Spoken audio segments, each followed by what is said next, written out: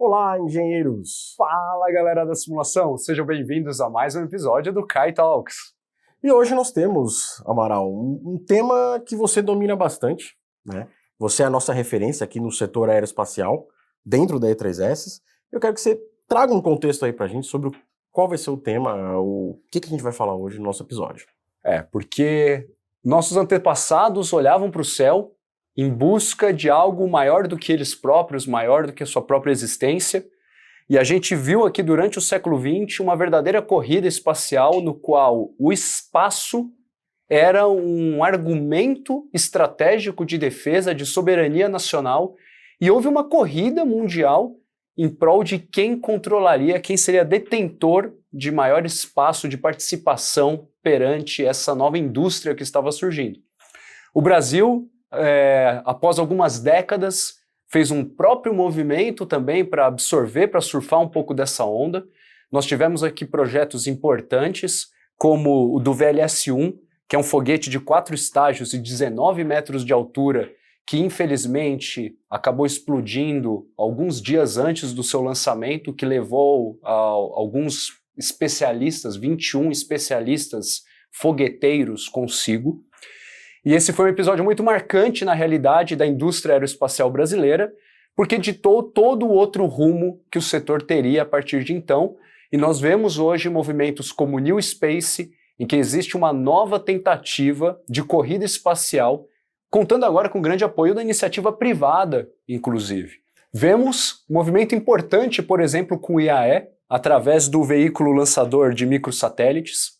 Existem também os projetos que foram financiados pela FINEP de veículo lançador de pequeno porte, que estão sendo representados e estão em desenvolvimento hoje, tanto pela CENIC quanto pela CAER, inclusive o projeto do Rato, sendo tocado pela MACD, que envolve um veículo de propulsão para dar a partida no nosso veículo hipersônico, um veículo hipersônico nacional que está sendo desenvolvido pelo IEAV.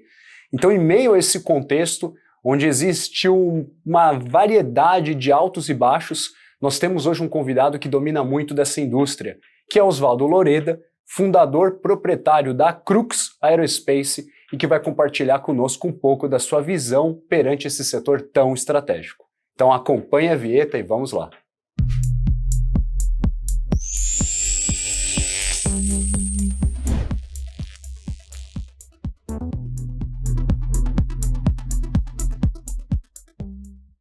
Então, Osvaldo, antes de mais nada, obrigado por ter aceito o nosso convite de participar aqui do Kai Talks, por ter se mobilizado para estar conosco hoje. É uma honra estar aqui podendo ter essa conversa com você. E como é praxe do nosso programa, eu gostaria que você se apresentasse para o nosso público e falasse um pouquinho da sua história, os seus anseios, a paixão, o que te levou a ser um fogueteiro. Ah, legal. É uma pergunta bastante bacana mesmo, né? A gente sempre gosta de voltar às origens, né? Mas, primeiramente, queria agradecer a oportunidade, né? É uma grande honra para a gente estar aqui como a Crux, né? Acima de tudo, eu estou representando a Crux, que é um sonho, né? Tem várias pessoas hoje ali por trás dessa empresa. E a E3S sempre foi para a gente um sinônimo de qualidade, eu diria, de precisão e performance em termos de simulação, em termos de ferramentas de engenharia, né? Então, essa parceria não é à toa, né? A gente sempre olhou e falou, pô, um dia a gente vai ter dinheiro para comprar as ferramentas da ANSYS, né? As ferramentas que a E3S representa, né? A gente sempre pensou isso, assim que tiver um dinheirinho ali, o Amaral, a gente tem conversado há acho, mais de ano já, né, Amaral? Sim. Esperando o momento de ter um recurso para isso. E aí hoje, graças à FINEP, né, principalmente, a gente conseguiu um recurso, a gente é parceiro da E3S e a gente consegue usufruir aí das ferramentas da ANSYS, né? Então, agradeço aí a oportunidade de estar falando um pouquinho da Crux e da minha história, né? Ainda mais nesse ambiente, né? É um grande privilégio. Bom, acho que quase como todo mundo que mexe com foguete, é muito difícil alguém que mexe nessa área entrar por acidente, assim, eu diria. Por quê? Porque é uma área tão difícil de lidar, e quando eu falo difícil, eu não estou falando difícil em termos técnicos. É também difícil em termos técnicos, né? Tanto é que lá nos Estados Unidos o pessoal usa muito o termo rocket science, né? This is rocket science, quando é uma coisa muito difícil, né? Mas eu digo difícil porque no Brasil a gente não tem a cultura espacial, digamos assim, muito sólida ainda, né? A gente está construindo isso, né? Então, poxa, eu me lembro na época da juventude lá, na época que eu estava fazendo ensino técnico, né? E estava fazendo técnica em mecatrônica lá com meus 15, 16 anos, né? E sempre falava, nossa, eu quero fazer foguete, quero trabalhar com área espacial, etc. E isso aí tinha vindo muito de cedo, né? Na minha formação e na minha infância, né? E sempre foi um grande desafio nas escolas e tal, mesmo na escola técnica, na graduação, etc. O pessoal, pô, esse cara quer mexer com foguete, é doido, né? Maluco, né? Você não tem o incentivo que você tem em países que têm programas mais tradicionais, digamos assim, né? Então, no meu caso, eu sou como a maioria, no sentido de que eu sempre gostei muito, estou nessa área porque sou apaixonado por isso desde criança, assim, né? Por isso que eu digo, né? Normalmente é difícil alguém cair meio que por acidente, porque, nossa, tem áreas muito mais confortáveis de trabalhar, muito mais, não digo fáceis, mas muito mais aconselháveis, recomendáveis, né? Com acesso mais tranquilo, né? A área espacial você tem que gostar, de fato, muito mesmo, né? Então eu diria que isso vem de fato aí desde a formação. Meu pai, ele trabalha na área de mecânica, né? Meu pai ele é modelador, então ele sempre trabalhou com a parte de CAD, fez Senai, então é um cara de chão de fábrica, né?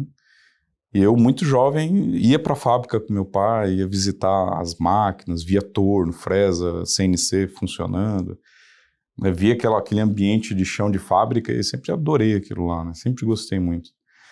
E aí, num determinado momento, eu lembro que eu comecei a ver também programas e filmes de naves espaciais, NASA, etc. E aí eu juntei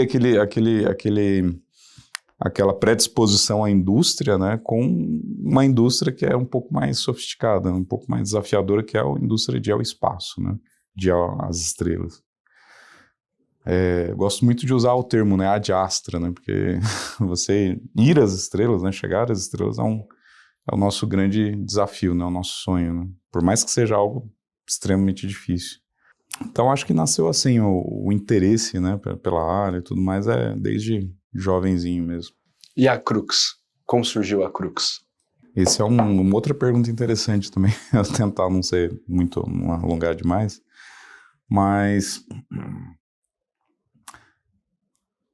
quando eu era jovem, né, eu sempre, não que eu seja extremamente velho hoje, quando eu era mais jovem, sempre quis trabalhar com foguete, com naves espaciais, tinha esse sonho, né, e aí eu comecei a pesquisar e vi que tinha no Brasil instalações que trabalhavam com isso, né, comecei a ver, poxa, não é só a NASA, né, não é só a ESA, poxa, no Brasil tem uma Agência Espacial Brasileira, tem um Programa Espacial Brasileiro, né, o PEB. A gente tem lá o pessoal do Instituto de Aeronáutica e Espaço no Brasil, que é a nossa NASA, digamos assim, né?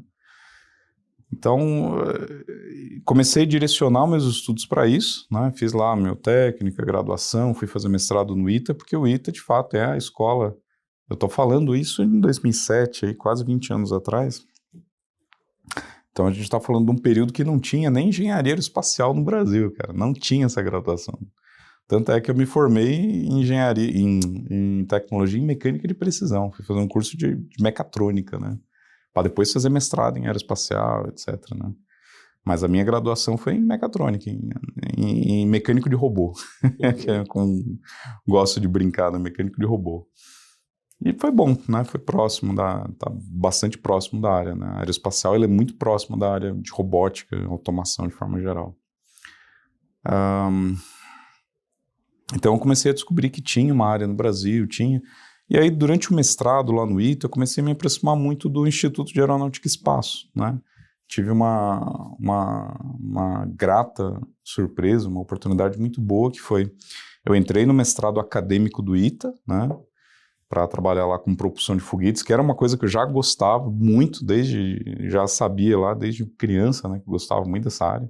Eu era daquelas crianças que desmontava fogos de artifício, tentava montar outro, montava uma série de coisas. Eu era o único garoto da rua, assim, que não tentava explodir as coisas. Eu tentava pegar os fogos de artifício e montar alguma coisa que voasse e não explodisse, que não fizesse boom, né? Nem sempre eu conseguia, né? Mas aí todo mundo comemorava daí, quando eles estouravam. Sim. Essa época tudo é alegria, né? Voou, não voou, explodiu, não explodiu, tudo é alegria, né? Mas eu era aquele garoto que tentava montar o foguete assim sem que ele explodisse, né? Tentava fazer subir, etc, né?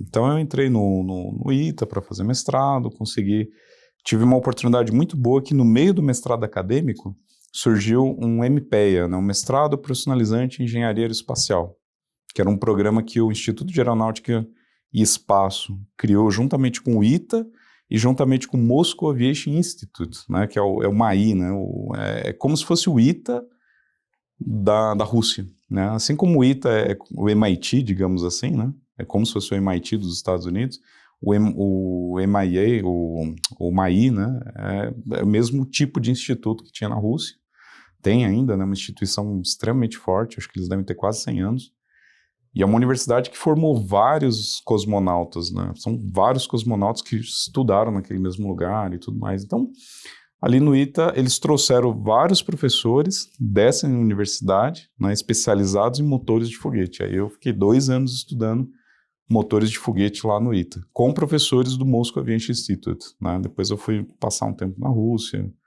pude ver muita coisa ao vivo lá, né? E nesse momento, né, finalizando ali o mestrado, terminando o mestrado, eu ouvi algumas coisas que me fizeram pensar muito, assim, sabe? Uma delas foi, eu ouvia muito pessoal do IAE reclamar que não havia empresas suficientes e interessadas em fazer peças de foguete. E esse era um grande problema para eles, né? Eu sempre ouvia, as empresas não se interessam, não querem fazer as peças e a gente fica, né, numa situação difícil, né? Isso os militares do IAE reclamando disso, né? Eu falei, tem um ponto aí interessante, né? E o período que eu fiquei na Rússia, também eu vi uma série de coisas lá que me chamou muita atenção. Porque aqui no Brasil a gente pensa o quê? A gente pensa, a gente é ruim em espaço, mas os russos são, os caras têm coisas incríveis, né, na área de espaço. Os russos são fenomenais. E de fato são muito bons. Os caras fizeram muitas coisas, né? Só que as soluções que eles deram para os problemas da cosmonáutica, né, eles não são muito diferentes da tecnologia que a gente tem hoje, ou que a gente tinha na década de 70, 80, sabe? Não são coisas assim, os caras têm uma máquina muito especial, ou uma capacidade intelectual diferente, ou métodos de cálculo muito... Não, é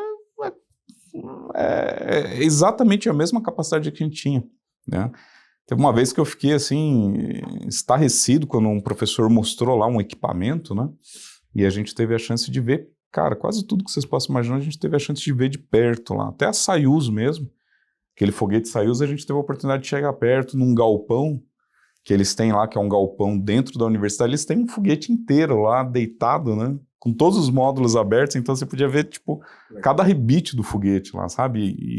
E as mesas as mesas e cadeiras de aula, né, do lado do foguete, assim. Então, quando tinha aula de mecanismos, sistemas, né, de foguete, você ia ter aula com um foguete real do seu lado, para você olhar e ver os sistemas. Aí, nesse período, eu fiquei olhando muitas coisas lá, eu olhei e falei, essa solda aqui tá uma porcaria, nossa, essa solda aqui parece que o cara fez, o velhinho que soldou aqui devia ter Parkinson, porque era tudo torto, né? E aí eu perguntei, professor, isso aqui é real, né? Isso aqui é uma coisa que ou isso aqui é só uma brincadeira, uma maquete? Ele falou, não, isso aí foi um dos primeiros modelos que a gente fez, queimou muito. Esse motor foi ligado várias e várias vezes em bancada e tal. Aí a gente fez outro um pouquinho, com a qualidade um pouco melhor, montou dispositivos e tal, e funcionou. Mas esse aí funciona da mesma forma. Eu falei, a gente com toda aquela preocupação de fazer um negócio, botar um robô, botar não sei o quê, os russos vão lá, solda lá na mão mesmo, testa, vê se funciona. E aí depois a gente faz em escala. Vamos ver se funciona primeiro, depois a gente faz em escala. E a gente aqui, muitas vezes, a gente se preocupa primeiro na escala, para depois ver se funciona. E o que acontece? Normalmente o dinheiro acaba antes que você consiga fazer as coisas em escala. E aí não sai nada, não sai nem o ruim, nem o bem feitinho, né? Então fica... E os russos não. Isso é uma coisa que eu aprendi um bocado assim com eles, né? Essa questão de, vai lá e faz e testa. Lógico, com segurança, tá? Mas vai e testa antes de ficar rodando milhões e milhões e milhões de simulação, né? O próprio Elon Musk falou sobre isso recentemente, né? Que o ideal da engenharia não é você ficar rodando milhares de simulação durante anos, e aí depois você construir. O ideal é você faz o cálculo, roda a simulação, testa, roda a simulação, otimiza, testa de novo, roda outra simulação, e você vai interagindo e desenvolvendo a tua engenharia com rapidez, os ciclos rápidos, né? Entre cálculo, simulação e teste. E sempre assim, iterando, né, várias vezes. Não ficar anos e anos fazendo só a parte do cálculo ou a parte da simulação, né? Você iterar esses processos. E os russos são bem assim. Até eu lembro que o professor contou uma história pra gente que depois eu fui ver que é uma lenda russa, assim, é uma história verídica, né? Ele falou o seguinte, teve a primeira missão, que eu acho que foi a Soyuz, Apollo, como é que foi a Salyut, talvez? Foi uma primeira missão onde astronautas americanos se encontraram no espaço com cosmonautas soviéticos, né? Eles entraram na estação lá, não lembro se foi na estação russa ou na americana ou vice-versa, mas sei que eles se encontraram e tal, e depois de um certo tempo o pessoal viu lá uma caneta Bic que os caras tinham a NASA tinha financiado o desenvolvimento, né? A caneta esferográfica, né? O bolígrafo, né? Como o pessoal fala nos países latino-americanos. Ele é o quê? É uma esferinha de tungstênio que ao atritar no papel gera uma certa carga estática, tem a questão ali da capilaridade, puxa a tinta e passa, e aí você consegue escrever de ponta cabeça. Até essa época, antes do bolígrafo, né, antes da caneta esferográfica, a gente usava a caneta tinteiro. Caneta tinteiro não vai funcionar no vácuo do espaço, nem de ponta cabeça, nem nada, né? Aí os americanos chegaram para os russos e falaram, a gente desenvolve essa caneta aqui, a NASA gastou não sei quantos anos, gastou não sei quantos milhões de dólares, a gente desenvolveu, que beleza, não sei o que e tal. Aí o russo, nossa, que legal, né, bacana. E vocês, russos, vocês soviéticos, o que vocês fizeram e tal? A gente usa lápis. Essa história é clássica, né? Sim, sim. E de fato é verídico isso aí, sabe? O professor contou pra gente, falei, nossa, caramba. Então, assim, essas foram duas coisas que eu percebi, assim, que me tocaram muito, né? A falta de empresas com interesse na área de trabalhar com foguetes, né? E a questão de perceber lá fora, olhar o que os russos estavam fazendo e perceber, a gente pode fazer também. O brasileiro tem capacidade de fazer isso também.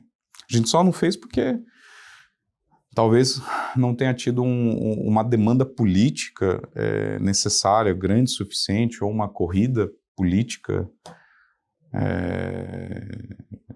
ou talvez a falta de uma guerra fria que o Brasil tivesse de fato, né, envolvido de uma forma mais inserido, né? Mas, assim, a gente tem capacidade de fazer o que os soviéticos fizeram também. Então, eu voltei para o Brasil e falei, vou abrir uma empresa de foguete, né? Tinha lá meus 20 e poucos anos, acho que 21, 22 anos, e achei, agora, beleza, abri uma empresa de foguete, agora é só sair vendendo foguete por aí, que de fato pensava que era questão de abrir empresa e que naturalmente os projetos viriam, os clientes viriam, né? E na prática não foi bem assim. Abri a Crux, a gente pivotou para vários setores, a gente trabalhou com drones, trabalhou com várias coisas interessantes, tudo sim com engenharia de alto nível, né? Estruturas em fibra de carbono, otimização otimização de estruturas, né? Estruturas leves, fez bastante coisa diferente no começo da empresa. Depois de vários anos trabalhando com coisas diferentes, né, coisas que foram aparecendo, clientes que foram aparecendo, a gente ganhou bastante experiência, né, aprendemos muita coisa. E aí eu tive um choque de realidade em Israel. Isso também foi um outro ponto de virada na minha história como empresário, né? que eu terminei o doutorado no ITA, em 2015, e tive a oportunidade, fui financiado pelo programa Ciências Sem Fronteiras, na época, o pessoal da EB, da Agência Espacial Brasileira, junto com o CNPq, né, eles me deram uma bolsa de pesquisa como pós-doutorando, né, e fui para o Instituto Tecnológico de Israel, Technion, né, e lá fui orientado pelo cara que criou o Shavit, né, o veículo lançador israelense, o Shavit, né, e fiquei trabalhando 1 ano no laboratório desse professor na área de propulsão líquida, né? Então, tive mais uma oportunidade de aprender bastante sobre propulsão líquida lá, foguetes, etc. Só que eu usava metade do meu dia para fazer o meu trabalho de pesquisador, né?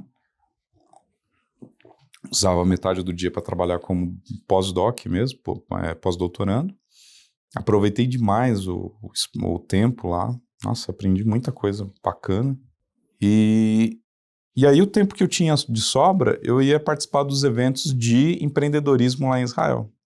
E quase todo dia tinha alguma coisa. E eu vi situações lá que até hoje eu lembro, cara, muito engraçado. Eu tava numa delas, né, que eu fui assistir uma palestra lá no auditório da Engenharia Aeroespacial, da Faculdade de Aeroespacial, e eles convidaram um cara que tinha ganhado o Nobel.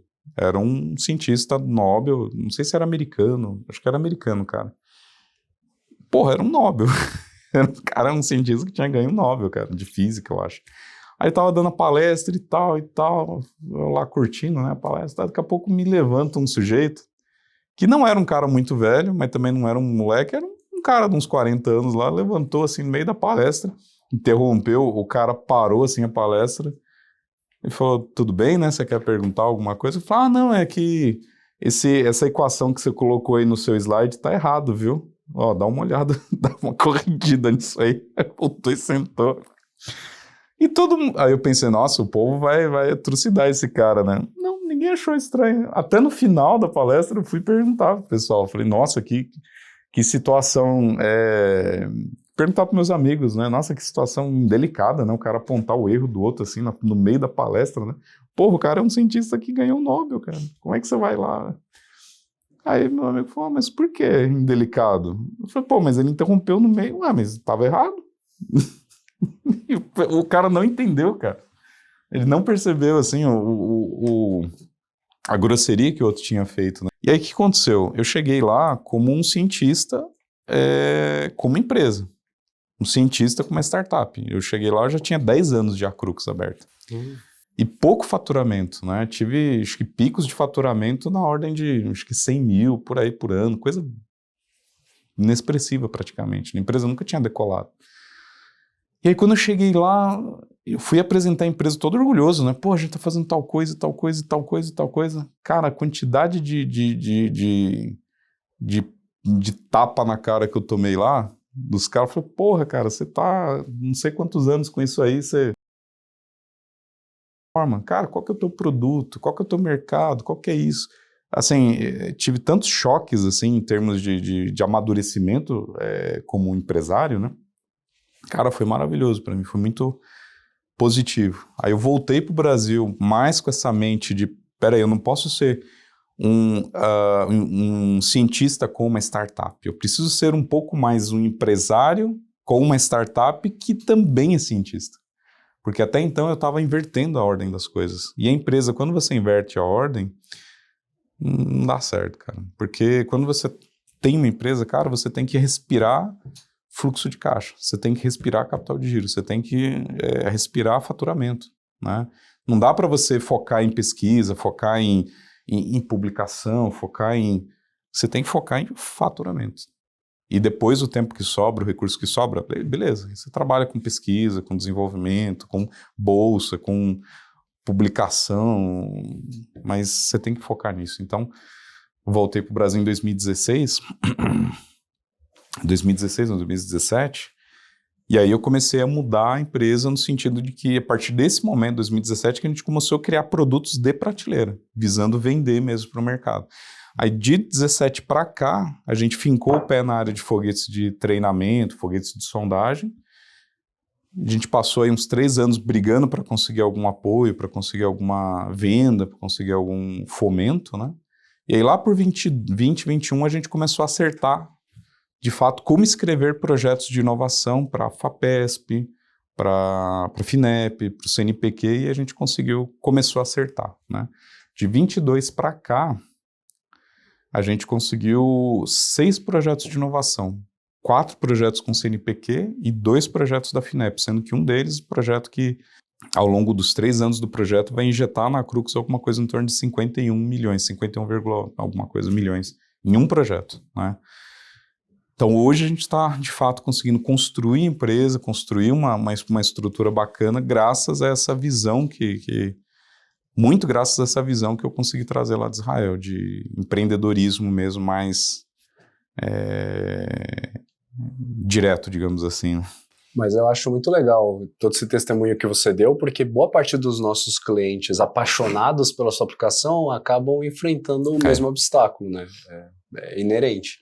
E com esse viés, se for muito focado na parte técnica, né, como cientista, realmente acaba complicando. E, Oswaldo, a gente tem visto aí um avanço bem significativo na tecnologia aeroespacial, tanto a nível mundo, mas também aqui dentro do Brasil, principalmente dentro do setor privado, né, como é o caso da Crux. Mas a gente sabe também que muitas vezes quando a gente fala de evolução aeroespacial, exploração espacial, a gente pensa em vamos para Marte, vamos para a Lua. E não é só isso, né? Tem muito mais ali que são algumas aplicações que realmente afetam o nosso dia a dia, como previsão climática, né? Como, por exemplo, comunicação, os satélites aí, que são essenciais hoje em dia nas nossas vidas. Então, pensando nesse cenário, como é que você encara que é a importância, né, de haver um desenvolvimento, de haver um investimento em tecnologias espaciais aqui dentro do Brasil? Cara, esse ponto seu de aqui no Brasil, ele é chave. Por quê? A tecnologia espacial está se desenvolvendo já fazem mais de 60, 70 anos, né? A gente está vendo aplicações e tal. E hoje a gente vê aplicação espacial em absolutamente tudo que permeia a nossa vida. Tudo. Só que se a gente for analisar a fatia de mercado das tecnologias espaciais comparado com todos os mercados da nossa vida, a gente vê que é uma fatia relativamente pequena, hoje, agora, né? Muito bem. A grande questão é, nos próximos 10 anos, a gente não vai usar mais torre de celular. A gente vai usar comunicação completamente via satélite. Daqui a 10 anos, a gente não vai ter mais metais e terras raras suficientes no planeta Terra aqui. A gente vai estar usando platina, irídio, outros metais que são índio, galho, e outros metais que são germânio, outros metais que são críticos para os eletrônicos, para chips e tudo mais. Em 10 anos a gente vai estar começando a usar metais do espaço, de asteroides. Eu diria um outro problema, né? Vocês estão vendo aí as estruturas de data centers que estão sendo construídas por aí? Eu venho para São Paulo 3 vezes por ano, em média, e toda vez que eu venho para São Paulo eu me assusto com a quantidade de prédios novos que eu vejo surgindo para abrigar data centers. E tem alguns data centers que são assustadores, assim, parece que eu estou num filme de uma ficção científica, porque você vê prédios lá de 20, 30 andares completamente fechados, com sistemas de exaustão gigantescos lá, que parece uma usina de calor, um negócio, uma termoelétrica, né? Sim. E com usinas de energia, com subestações de energia elétrica ao lado. O que isso significa? Significa que antes da inteligência artificial, antes do uso extremamente alto que a gente está fazendo da computação, né? Estou falando de coisa de 5, 10 anos atrás. 10 anos atrás era... Bom, eu pelo menos há 10 anos atrás eu não imaginava que eu ia escrever num chat GPT da vida e perguntar uma série de coisas e ele me responder melhor do que eu fazer uma pesquisa no livro, né? Hoje, por exemplo, eu estou calculando um equipamento. Antes eu estava com um livro do lado aqui, sempre pegava as equações, eu não fazia o meu corolário ali de equações e tal. Hoje eu lembro das equações, eu digito lá no chat, chat, me chama a equação tal do não sei o que e insere tal valor. Em 30 segundos digitando no teclado, eu consigo fazer cálculos ali que eu levaria, sei lá, meia hora para fazer. Então, o uso E olha que eu nem sou um cara eu sou um cara super antiquado, assim, sabe? Eu sei que tem gente que deve usar de uma forma muito mais avançada. Então, o que eu vejo? Eu vejo que a gente está indo para uma sociedade, tá indo na direção de uma sociedade que ela vai ser massivamente dependente desses recursos. Muito bem. A inteligência artificial, recursos computacionais de forma geral, isso pega muito a área de vocês. Cara, isso vai drenar uma quantidade de energia elétrica que a gente não está preparado para suprir. O mundo inteiro não está preparado para suprir. Qual é o caminho que a gente vê? Ou o mundo todo vai ir na direção de mais usinas termonucleares, que é uma possibilidade, alguns países provavelmente vão nessa direção. Por quê? Porque a energia solar e eólica ela não dá conta, ela não vai dar conta. Por mais que se invista, tudo mais, eólico e solar não vai ser o suficiente para atender a demanda de energia elétrica de carros elétricos, caminhões elétricos e principalmente data centers. Não vai dar conta. De longe não vai dar conta. A próxima alternativa é fusão. Mas, assim, existe muita especulação em torno disso, né? Então, eu citei para vocês algumas aplicações. Por exemplo, dos metais de terra rara, os elementos de terra rara, né, que vêm, de fato, eles estão em asteroides, né? A gente vai minerar asteroides nos próximos 10 anos, isso é fato. E se, de fato, a gente conseguir, e se realmente a gente conseguir viabilizar reatores de fusão nuclear e esse combustível estiver mesmo, por exemplo, na Lua, a economia espacial não vai ser um pedacinho da economia global. Ela pode ser até talvez 1/3 da economia global, 1/4 da economia global, tecnologia espacial. E todos os países estão se preparando para isso. Todos os países estão se preparando. Os países, digo assim, todos os países de primeiro mundo, desenvolvidos, a União Europeia de forma geral, a China, a Rússia mais ou menos, mas assim os Estados Unidos, Canadá, os países, Singapura, Japão, né, Coreia do Sul, esses caras estão se preparando para essa economia espacial por meio de satélites de vários tipos, né? Os satélites eles são como se fossem plataformas, né? Você tem inúmeras aplicações diferentes. Então, assim, a gente vê esses países se preparando com satélites, com foguetes, com infraestrutura de lançamento, com infraestrutura de downlink de informações, né? E isso tudo são infraestruturas que não são construídas rápidas. Isso aí é coisa que você tem que planejar 5, 10 anos, né? E os países todos estão tomando essas medidas. O Brasil não está. O Brasil, hoje, tá passando uma época em que nunca se investiu tanto na tecnologia espacial, principalmente por meio da FINEP. A FINEP está agindo de uma forma extremamente arrojada e botando, eu acho que eles colocaram nos últimos 2 anos e meio, aí colocaram mais de 1,2 bilhão, 1,3 bilhão em tecnologia espacial. O Brasil nunca botou tanto dinheiro em tecnologia espacial em tão pouco tempo. É a primeira vez na história que isso acontece. Então, eu diria o seguinte, eu diria que a capacidade da tecnologia nacional, ela é muito próxima do que está sendo feito lá fora. A gente não está defasado em termos de tecnologias em geral, assim, tecnologias industriais e tudo mais, a gente não está tão defasado.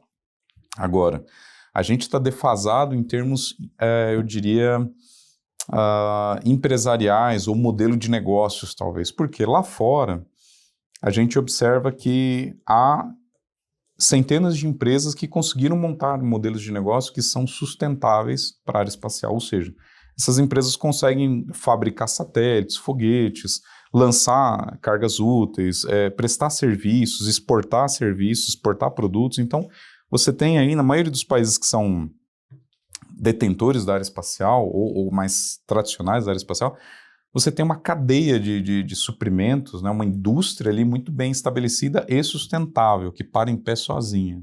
E isso no Brasil a gente está longe hoje. Por quê? Se o governo simplesmente parar de comprar ou injetar recursos na nossa indústria espacial hoje, essa indústria quebra. Em 2, 3 anos, essa indústria quebra. A área espacial, ela é uma área que a gente define como deep space, não, como deep tech. Deep tech são áreas em que você demanda um capital muito pesado, ou seja, um capital intensivo. Aí, falando em termos de grana mesmo, sabe? Para mim fazer um app bacana, um app legal, Porra, às vezes eu pego aqui uns 2, 3 computadores, uns 2, 3 meninos aí que se formaram em ciência da computação, deixa esses moleques um ano lá preso numa garagem, e às vezes saem umas coisas assim incríveis, né? Que pode virar um unicórnio, etc. Na área espacial, a chance disso acontecer é zero. Você não consegue fazer um produto espacial, seja um satélite, seja um foguete, seja uma prestação de serviço satelital, você não consegue fazer isso no fundo de casa, no quintal, porque é tudo muito caro. Você precisa de laboratório, você precisa de equipamento, você precisa de propelente, você precisa de coisas, em geral, muito caras, assim como a própria infraestrutura, né? Então, essa área ela é muito complexa nesse sentido, né? Você não consegue deslanchar independente do governo, como muita gente acha, né? Então, assim, a área espacial ela depende de uma combinação muito, muito delicada entre o Estado apoiar, o Estado suportar, através de fomento à inovação, no caso, instrumentos como a FINEP, CNPq, CAPES, BNDES, Embrapi, que é um outro instrumento bacana, ou seja, tem vários instrumentos para apoiar essas iniciativas, e isso tem que vir principalmente para as empresas novas, pequenas, que estão crescendo. O governo ele precisa apoiar num nível mais intermediário, que é o seguinte: vocês sabem quanto que o governo brasileiro gasta com produtos satelitais, produtos espaciais, por ano? Não. Se eu somar o gasto anual da Embrapa, do Ministério do Meio Ambiente, do Ministério da Agricultura, da Agência Nacional de Águas, e mais uma caralhada de outros órgãos brasileiros, né? Se eu somar todo o orçamento desses caras com imagens satelitais, dá em torno de 2, 3 bilhões de reais por ano. E a gente tá lá comprando, mandando essa grana para fora, né? Então, assim, o Brasil em si, ele gasta casa de bilhão de reais por ano, talvez $1 bilhão por ano em imagens satelitais. Então, por que o governo não consegue centralizar essas compras de uma forma em que, tudo bem, vamos pegar uns 2, 3 anos, em vez de comprar de fora, podemos até continuar comprando de fora, mas vamos dobrar esse dinheiro e vamos investir aqui na indústria nacional para fabricar os satélites, e daqui a 1 ano, 2, em vez da gente comprar de fora, a gente compra da indústria nacional. Ou seja, o governo brasileiro, ele precisa, assim como estão fazendo mundo afora, o governo ele tem que proteger a sua indústria, mas não é proteger dando dinheiro a fundo perdido na forma de fomento, que muita indústria da área espacial viveu disso muitos anos, vive até hoje disso, né? Não é dessa forma, mas sim alinhando as demandas do Estado para que o Estado banque essas empresas, não de forma subsidiada, mais uma vez, né? Mas tem uma preferência para comprar de indústria nacional. Que seja cliente, né? Que seja cliente. Né? Então, tem muita gente no serviço público que gosta de comprar lá fora, gosta de passear na Europa, gosta de passear nos Estados Unidos, fechar contrato lá fora, fechar treinamento lá fora, fechar coisas lá fora, em detrimento de fazer as coisas aqui dentro e comprar da indústria nacional, né? A gente sempre tem aquela desculpa, não tem maturidade, a indústria nacional não chegou lá ainda. Tudo bem, mas se o governo continuar comprando de fora, a indústria nacional nunca vai atingir a maturidade. A gente sempre vai estar sendo comprador de tecnologia espacial, né? Então, você tem esses 2 níveis principais, né? O fomento, que é uma parte importante, mas não deve ser a maior, mas você tem uma parte que, de fato, deveria ser mais forte no Brasil e não que é a parte do alinhamento de compras. Eu diria que isso é mais uma questão de governança do programa espacial. Governança e alinhamento mesmo entre os vários atores, né? Então, acho que esses são 2 pontos que a gente precisa amadurecer no Brasil. Esse governo ele melhorou muito no sentido de fomento. Houve um investimento, como eu falei, um investimento recorde, isso foi muito bom. Agora, a gente precisa manter esses investimentos, aumentar, e principalmente alinhar essas compras governamentais. Isso é que vai fazer com que o Brasil construa uma indústria espacial sustentável, no meu ponto de vista. E, Oswaldo, para não perder a oportunidade, quando a gente te convidou aqui, eu vi alguns dos trabalhos que você publicou e eu vi que você tem pesquisas com nióbio, e podemos falar que, sei lá, 98% do nióbio mundial vem do Brasil. Então você comentou bastante esse aspecto dos metais raros, que a gente vai ter que fazer essa mineração fora.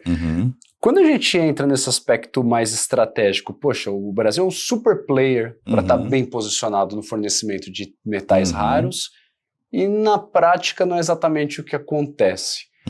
Como que você vê o reflexo disso perante o seu setor, perante o setor espacial, olhando para novas tendências tecnológicas, como uma manufatura aditiva, que daqui a pouco você pode estar imprimindo o seu foguete e por aí vai? Essa é uma colocação boa, cara. Por quê?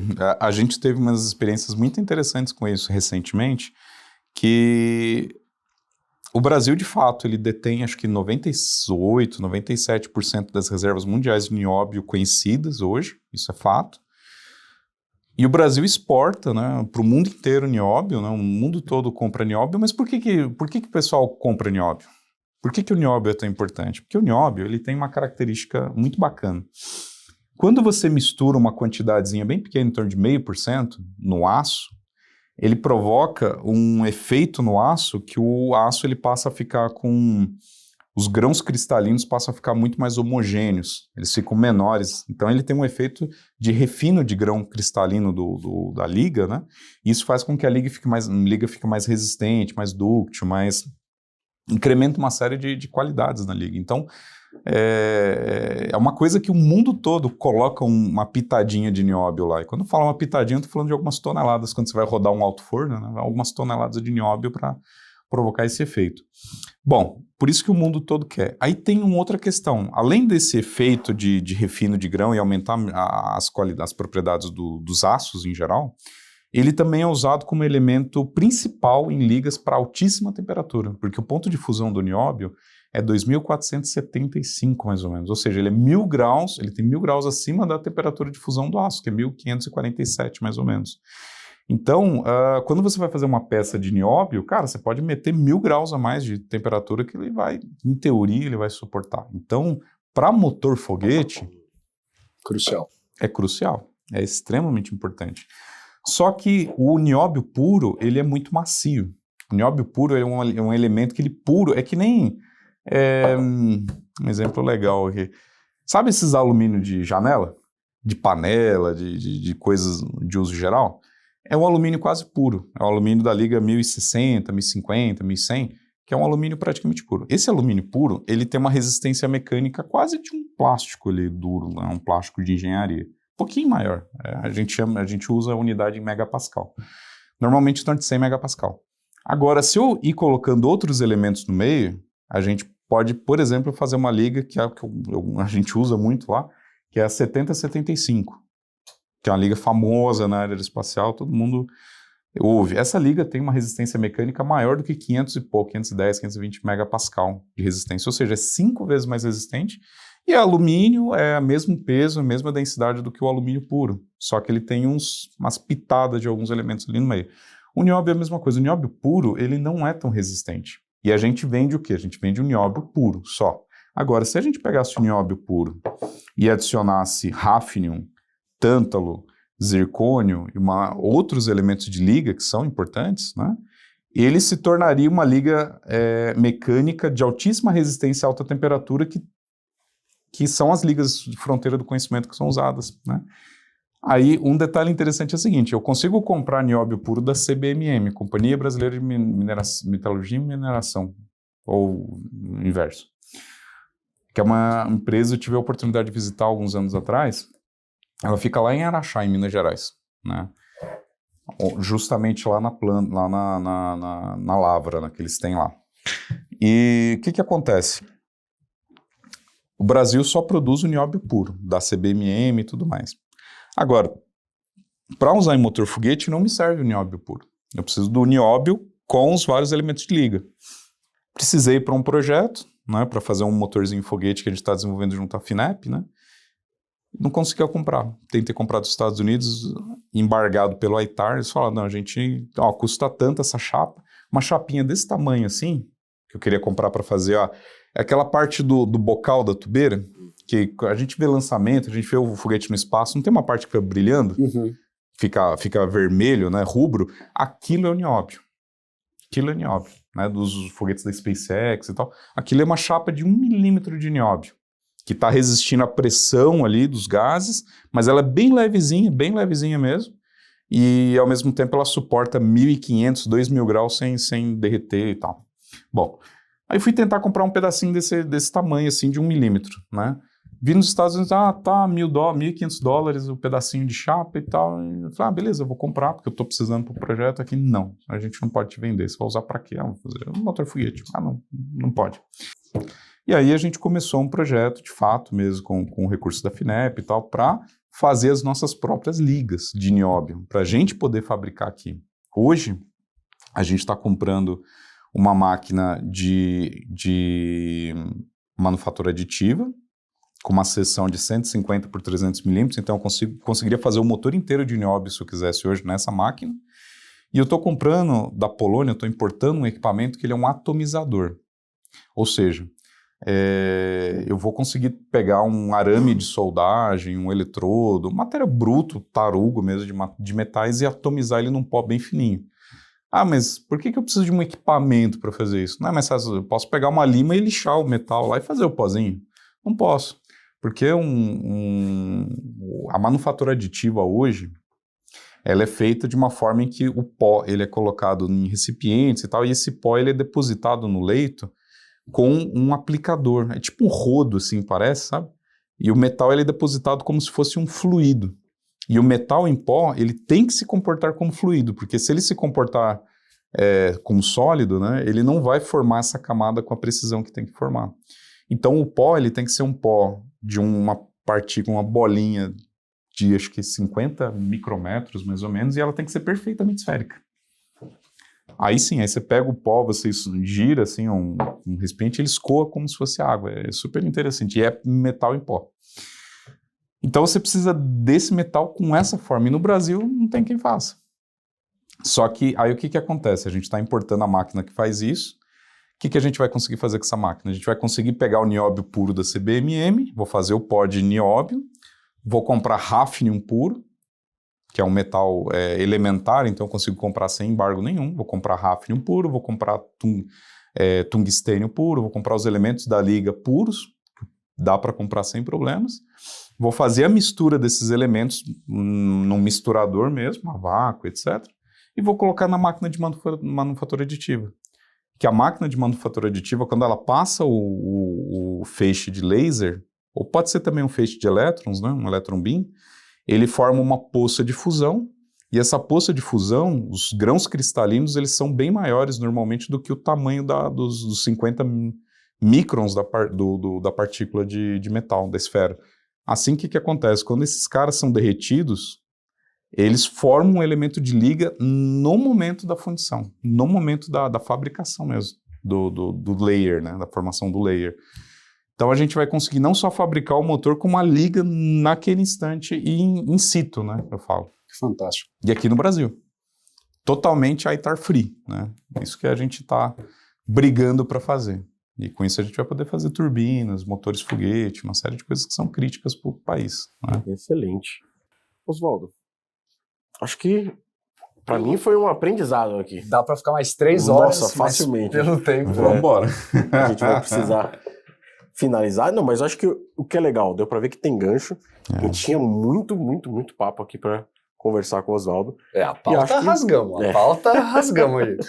Mas fica o gancho aí pra gente convidar o Oswaldo novamente, que ele tem muito a contribuir aqui e trazer de informação pra gente, né? E uma preocupação grande que eu tenho é, Oswaldo, pro nosso público que tá te assistindo, que tá tendo esse contato aqui agora contigo, como que eles te encontram, como que eles podem acessar a Crux, como que eles podem fazer projetos com a Crux, por favor. Legal. A gente tem o nosso site, o pessoal vai estar publicando aí, www.acruxtech.com.br.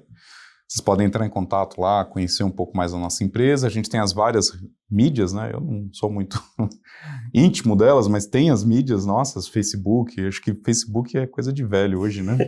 Tem lá Instagram, tem Facebook, tem YouTube, tem as nossas mídias, o pessoal cuida dessa parte. LinkedIn também. Então, assim, vocês podem entrar em contato com a gente. Eu vou estar acompanhando depois do vídeo, quando for publicado o trabalho final, né? Eu vou estar acompanhando e acho que fica aberto a perguntas, não Com fica? certeza. Sim. Aí eu prometo que respondo lá, quem mandar pergunta lá nos comentários, etc., eu prometo que eu vou lá em seguida e respondo também, né? Quem tiver mais curiosidades, quiser saber mais sobre o assunto. E também é fácil me achar na internet. Bota meu nome lá nessas mídias todas, aí vocês acham, né? E quem precisar de uma ajuda aí da nossa empresa, do nosso time, com a parte de simulação, né? A gente tem lá o pacote Mechanical da Ansys, aí, que é completaço, a gente tem esse pacote. E o suporte do pessoal da E3S aqui, assim como a gente tem a parte de CFD também completo o pacote. Então, se vocês não tiverem com a demanda de fato de estar com software, etc., vocês precisarem de uma coisa muito pontual, específica, conta com a gente, que a gente tem gente na nossa empresa lá disponível, treinada pelo pessoal da E3S, com alta capacidade aí para ajudar, apoiar, prototipar o que vocês precisarem, usinar a peça, testar, montar a bancada de teste, né? Contem com a gente aí que a gente está à disposição para ajudar. Muito obrigado pelo convite, viu, pessoal? Obrigado por ter vindo. A gente agradece, viu? Prazer. Espero que vocês tenham gostado, pessoal, e até o próximo episódio. Até mais, pessoal.